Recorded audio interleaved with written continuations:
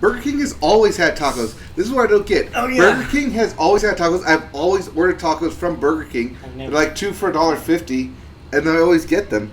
The fact that they're promoting them as something new is absurd. The fact that they're not saying they're new is kind of right, because they're not new. They're just $1 tacos. Because normally they're like $1.20, $1.25-ish. But it's it's not new. I always get it. Alright, let's share the Hootsuite. Tell everyone that we are live, and if you'd like to watch us live, Hootsuite it out to your friends and family and people you think are friends and or family. Or people you just consider friends and family. Alright, because we cannot watch the ESPYs, we have to watch the guy. The guy. Oh, I also saw Spider-Man. We can talk about Spider-Man finally. Yeah, I saw that. Like, what I was going to say earlier is, like, this should be a quick one, unless you have a lot to say about Spider-Man. Oh, I have some meta stuff to say about Spider-Man. Right. And I hope you feel the same way. I did not see Spider-Man. What? I thought you said you just did. No. Oh. I did not.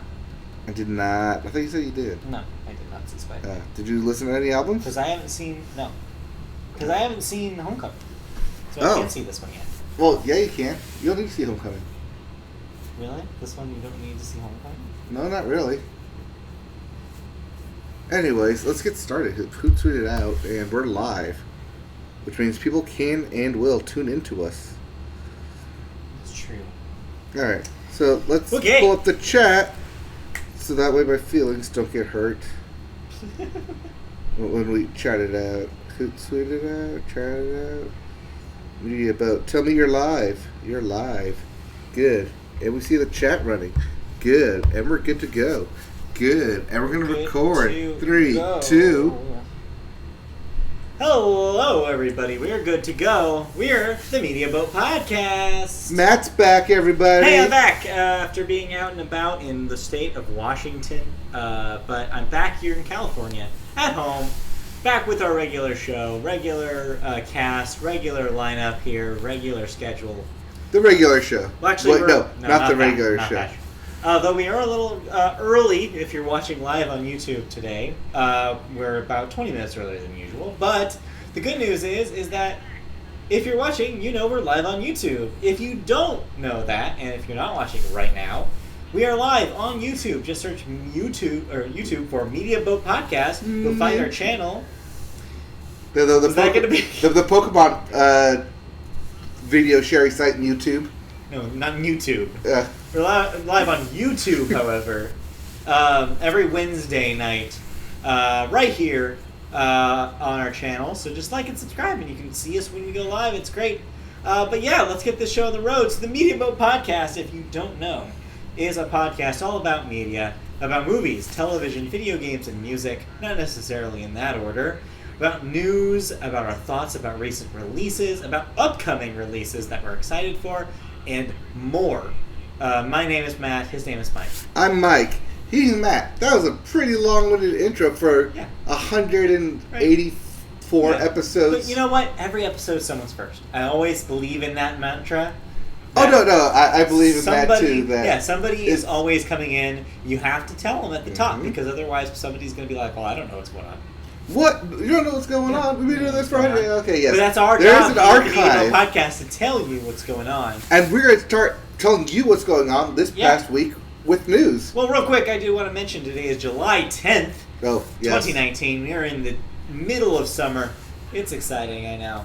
And we're headed into the dog days here. It's getting hotter. Yes, which means the news might be a little slow, a little stretch on what exactly we qualify as news. Hey, we'll see. But we'll see. And this is episode 182, I believe. 83? 4? 83, one of those. Anyways, let's get rolling into it. We always start the show with movies. And we always start movies with the weekend box office numbers. Now, although Spider-Man came out last Tuesday, it was Monday release, but Tuesday, the weekend box office still didn't count until Friday. So there was no extended 4th of July weekend box office that there kind of normally is. So no, we're not counting the entire stretch here. We're just going to be giving you raw weekend data here. So get ready. As you may have guessed, your number one movie was Spider-Man Far From Home. Dun, dun, dun. Because it's a Marvel movie, has Spider-Man in it. We really don't need to tell you why it's number one. No. You know. At this point, it made $92 million over the weekend, but in the entire stretch since it debuted, it is sitting at $185 million domestic right now. So that's a pretty decent chunk of cash for a first week. It's pretty good. Yeah, it's not bad. Obviously, this is not Avengers numbers, but it's a smaller movie. They didn't expect it to be. It's a solo film. As big. Yeah, but it is... It's comparable to Captain Marvel's numbers. It is, but Captain Marvel did hit $1 billion.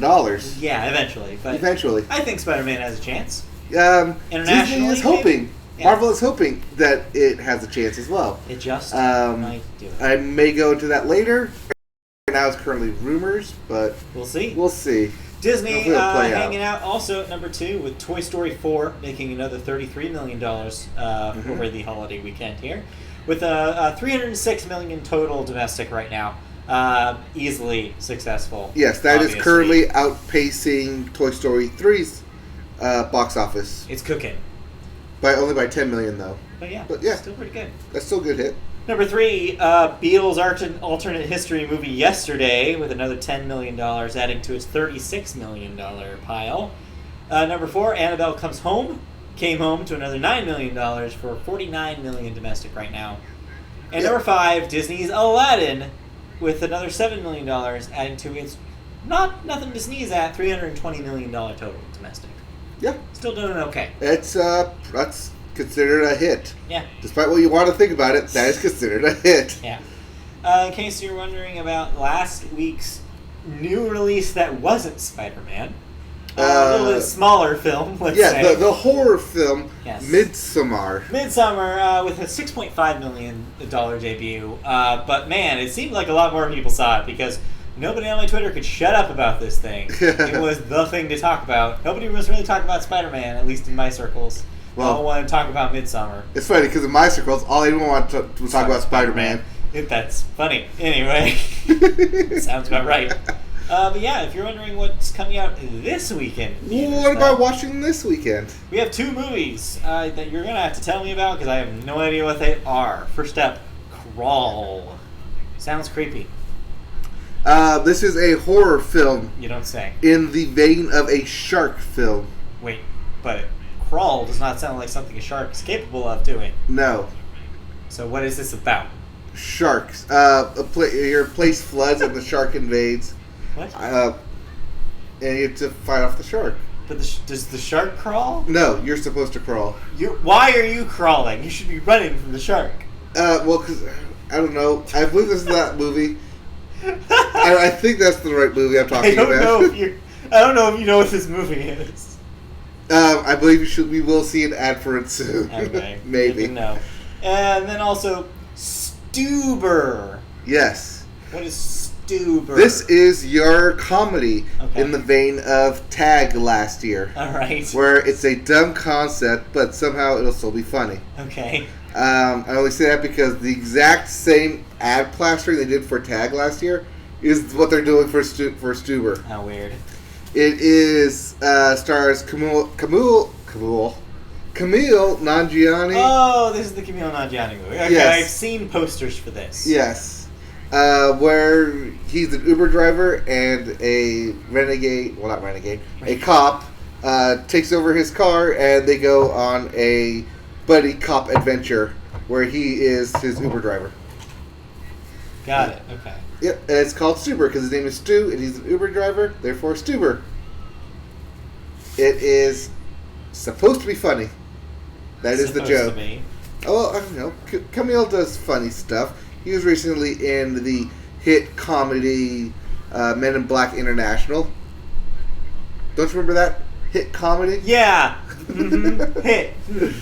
We might be stretching the term. Yes, in both hit and comedy. Yeah, both. Okay, good to know. Those are the movies that are out this week, but before we move on to news, do you want to talk about Spider-Man Far From Home? Because you've seen it. Well, yes. I probably should talk about Spider-Man here. Let's talk about Spider-Man here. So, first, before we get into this Far From Home, 2 questions. One. How'd you like Homecoming? I mean, we probably talked about it on this very podcast. Yeah, I know we did. But I need a refresher. And then the second question is this a sequel to that movie, really? Or is this kind of its own thing? So, when I saw Homecoming, and we mentioned it here on the Meatball Podcast, you can go and check our archives for it. But TLDL... DR. No, DL. Oh, that's right. We're listening. Yes. I always forget. Well, because the acronym name is TLDR, but because we are a podcast, it's TLDL. Listen. Yes. So, TLDL, I thought it was an okay film. Not the best thing Marvel had put on. It was an okay Spider-Man. It was basically like an a reintroduction into what the new Spider-Man is. Yeah. I did like the Vulture character a lot. One played by Michael Keaton. Yeah. But overall, as a Spider-Man film, it was okay. Especially since it was coming off of Civil War. Right. In his introduction there. Wait, no, I think it was Black Panther? Maybe? I don't know. Maybe. Possibly. I don't know. It was a summer film. Yeah. Before Thor Ragnarok. That's right. Okay. So, yeah. I figured it was an okay film. Now, Spider-Man Far From Home is way better than that film. Okay. I like what they did with the film. I like that it is kind of an epilogue, not just to Endgame and the Avengers, but kind of like an epilogue to Tony Stark. And more of like, the film focuses a lot on legacy. And what is Tony Stark's legacy? How is it perceived as a legacy? Who will take up his mantle of a legacy? Who is the next leader of the Avengers? Where does this story now go? As it not only like end caps the MCU after 10 years, but it also kind of needs to set up who's going to be the next leader of the Avengers and where else is it going to go. And you see, I'm kind of stretching here because this thing is pretty big in terms of what it covers in the 2 hours of runtime, which is a lot and fantastic. And I was kind of like, wow, they're packing a lot into this film, and I am really enjoying every aspect of it. Okay. The villain, Mysterio, absolutely loved it. Some of the best acting Jake Gyllenhaal has done, on par with Nightcrawler, which I think he should have won an Oscar for. Yeah, that's pretty crazy. Because I remember people talking about that performance very highly. Yes. Back in the day. I loved what he did here. I loved what he did with the character. I loved that they took the background of the comic form that is Mysterio, his origin backstory of being a visual effects artist, and then just basically compounding on that into modern day technology, or at least in the MCU technology, is something that was both mind-bending, mind-boggling, and yet I completely followed everything they were doing at the same time and completely agreed with what they were doing, and I was like, yes, this makes sense in this universe. I can't believe they were able to pull this off. Yeah. But yeah, Mysterio is by far the best thing. It has one of the greatest sequences in Spider-Man lore. Cool. In terms of just the visual effects that were going on in this thing. They played a lot around with Spider-Man being a leader, even though he is still technically 17, 18-ish. Yeah, he's a youngin'. He's still in high school. The idea is that they're going to finish off this Spider-Man trilogy with him graduating high school, and then possibly starting the next trilogy with him going through college and life outside of being a high schooler, dealing with actual life stuff and getting jobs and daily bugles and all the fun stuff that comes with being Spider-Man and not being paid to be Spider-Man. But that's in the future. This film, Far From Home, there's a lot I can say about this film, but it goes and like praise it, but it goes into like spoiler territory real easily, real quickly. This is an endgame situation where to talk about this movie is probably to talk about a lot of things. Yes, both, especially the stuff that I do like and do want to continue to talk about, and that's not just stuff that affected the Spider-Man lore and Spider-Man's own story, but also the bigger picture of the Marvel Universe, Cinematic Universe, and where it's going to go from here. But it is really well done. I can see why people are saying this is the best Marvel film, even though I still think Endgame and all its themes and tones kind of wraps up everything really well, that I like it better. Are people saying that, really? People have really liked this that much? According to the advertisements, they are. So a quote from some dude. Some quotes from some people clearly say that this is the best superhero of the summer. Yeah, well, this is a week of hyperbole in a lot of different ways, but we'll get to that later. No, it is.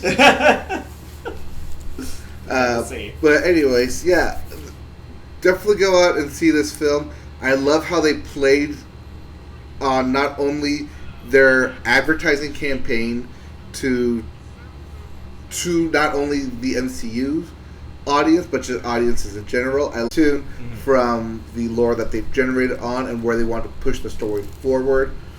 I like the changes that they did between the cell changes between MJ and Ned and Nick Fury and Mysterio and Peter Parker. It's all little changes that work without it being ever too out of left field. Why are you doing this? I don't like it. Yeah, makes sense. But yeah, go see this film. Okay. It's really good. Especially, you've already seen it if you're a fan of the MCU because it's the new thing. Yes or no, do I need to see Homecoming to understand what's happening here? No, you do not need to see Homecoming to understand what's happening. Clearing questions. To make sure, because there's no easy way to see it. It's not on streaming. So I either have to rent it or I'm trying to think if there's anything of importance that happened in Homecoming that you need to see, but I don't know. No, because everything that happens at the end, but then it kind of picks up right into Infinity War with scenes. So it's I guess you have a point there, or not to Infinity War. Sorry, to us. No. Yeah, it's Infinity War. Yeah, okay. Yeah, picks up into Infinity War and then picks up into the beginning of this film. Okay. Yeah. Where it's okay, I'm not losing a beat because you've seen Spider-Man in Civil War, right? You've seen him in Infinity War and Endgame for the brief time he was in, right? So there's no real need to see Homecoming moving forward. I think that is now becomes one of the more skippable things in the MCU, or at least less essential. Yes, the less essentials. Yeah. Okay, cool. So that's gotta go see it from the patented media boat scale. So yes, it does. See some Spider-Mans because you got a week until Lion King, so might as well. Anyways, that means we get to move on then, because I didn't see any new movies this week. While you were in Washington the whole time? No, we did not see a movie. While you were on the plane? No, I did not watch any movies. Oh. But what we did do for you people at home is we gathered up some movie news for you, which we're more than happy to talk about. Oh, yes. Our first story is about Disney, because of course it is. In fact, both of our stories today are about Disney. Yes, but first one deals with Disney's dominance at the box office. So needless to say, with Spider-Man on top again this week, we're only halfway through the year, and Disney has already made $2 billion at the domestic box office. Can you believe that? Compare that with the $2.3 billion they made in total over the entirety of 2018. Now, before you start comparing years, or the whole year to half year, they did release the same amount of films as they did last year.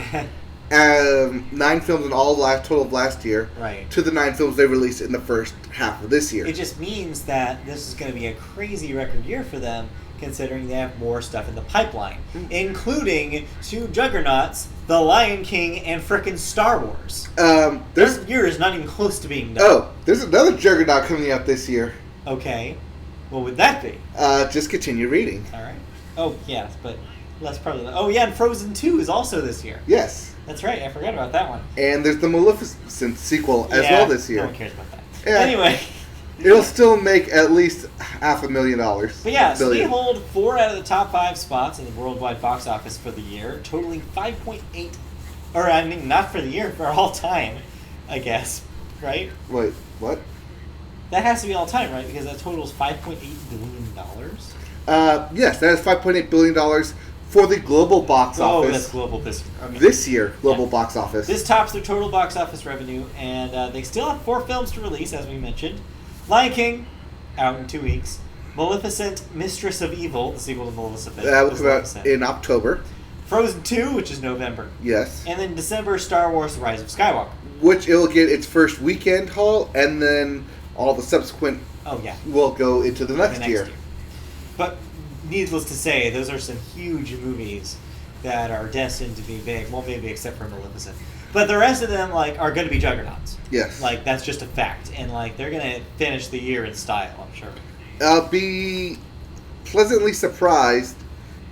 Well, not surprised anymore, but I think most people will be surprised when they hear that Disney hits $3 billion domestically. Yeah. Because right now they're at, what, 1.3? Or 2.3. 2.3, which means when Lion King comes out and hits that 700 million easily. In 2 weeks. Well, no, not 700 domestically. Yeah, but worldwide. Worldwide it will. 2 weeks, I'm sure it'll happen. So yeah, that's crazy. And it'll just get crazier beyond 2019 as they have announced some casting for another future hit. Oh, that brings us to our second story. It does. It brings us right into the casting for the live-action adaptation of The Little Mermaid. All right, put your pitchforks down, put your torches down, stop yelling at us. So we talked a lot about the Media Poke podcast, how a lot of people on the internet are, 1, idiots, and 2, make big mountains out of little molehills. Yes. And those two usually things go hand in hand. And they did in this case. As part of the casting announcements that Disney made for their Little Mermaid adaptation, included the casting of the lead mermaid, Ariel, as with newcomer Halle Bailey. Not Halle Berry, don't get confused here. Which is what I immediately thought when I saw that. I know someone else who did the same exact thing. Everyone did the exact same thing. I did not. I immediately saw that last name is Bailey. Anyways, but yes, Halle Bailey, who is, surprise, not white. I don't want to break anybody's brains here, but there are other colors that you can cast for your fictional mermaid movie. You mean My Mermaid doesn't have to be white? No, turns out Ariel can be whoever you want them to be, and that's exactly what's happening. This fictional creature of a mermaid? Right. Yes, the mermaids, which, by the way, do not exist and thus do not have a race. Anyways, yeah, there's a whole bunch of stuff you could say here. But yes, Halle Bailey will be the star in the upcoming live reimagining of the classic film. She is one half of the R&B duo Chloe and Haley, who was up for a few Grammys last year. Yes, I think they were up for Best New Artist as well. Correct, yes. Or New Duo Group, whatever, artists. Among others cast in the film include Melissa McCarthy, Jacob Tremblay, and Awkwafina. Yay! I want Awkwafina to play... Did they announce who everybody is? Or just... No, these three are currently in talks, but they're finalized talks. Please let Awkwafina to be a female flounder. Just because her name is Awkwafina. Awkwafina. Wouldn't that be great? No, be a dolphin.